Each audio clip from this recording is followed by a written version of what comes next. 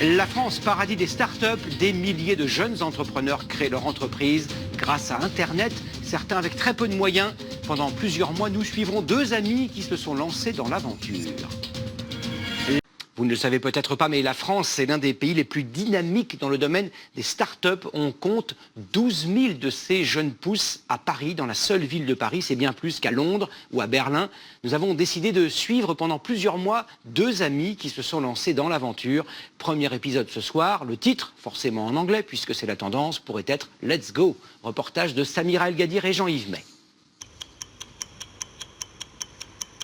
Touche plus à rien et on est parti. 3, 2, 1. Ça y est, on est en ligne. François-Olivier Blé, Kevin Rinfray, deux trentenaires ultra connectés qui, comme des milliers d'autres en France, lancent leur propre site internet. Nous partagerons leurs espoirs, leurs craintes, sans filtre et surtout avec tous les risques que comporte la création d'entreprises. Leçon numéro 1, pas d'entreprise sans idée. Celle de Kevin et François-Olivier, nés de leur propre expérience, répond à une question que tous les parents se posent. Comment occuper les enfants un dimanche après-midi par temps de pluie? Leur site vend toutes sortes d'activités originales et sur mesure.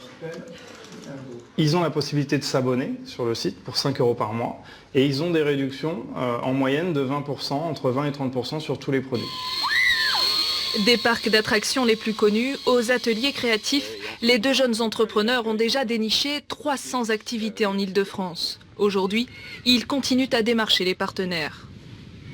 On arrive sur l'activité des Twin Speed qui fait partie de l'activité Parcours Aventure 2 heures. Donc c'est inclus dans notre activité Acrobranche. Mais pour se vendre et attirer les investisseurs, il faut d'abord un nom. Kids Planner, un nom anglais. Encore un. D'ailleurs, on appelle toutes ces nouvelles entreprises start-up, des anglicismes qui traduisent souvent la volonté de s'exporter, mais pas seulement. C'est quand même un langage qui vous permet de faire court mais efficace. Kids Planner, ça veut dire je vais organiser des choses pour mes enfants. Et www.jevaisorganiser-des-choses-pour-mes-enfants.fr, c'était un peu plus compliqué. Entre l'idée du site et sa création, un an s'est écoulé. Il a fallu tout apprendre, tout remettre à plat. Les dépôts de brevets, les déclarations de TVA, tout faire en équipe.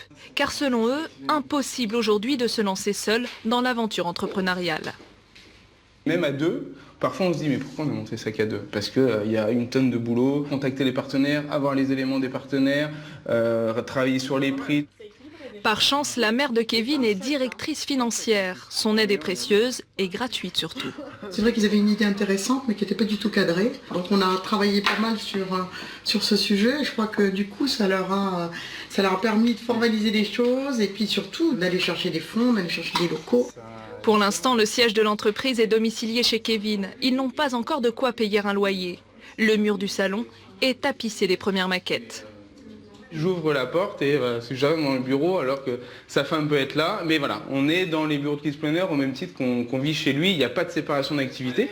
L'un est le témoin de mariage de l'autre. Leurs épouses ont inspiré la couleur du site, le choix du logo. Un soutien des proches indispensable, même s'il faut aussi affronter leurs angoisses. Quand ils nous ont annoncé vraiment le projet, ça a été quand même des craintes avant tout. Est-ce que d'un point de vue financier, après on va s'en sortir aussi, sachant qu'il y a des obligations familiales.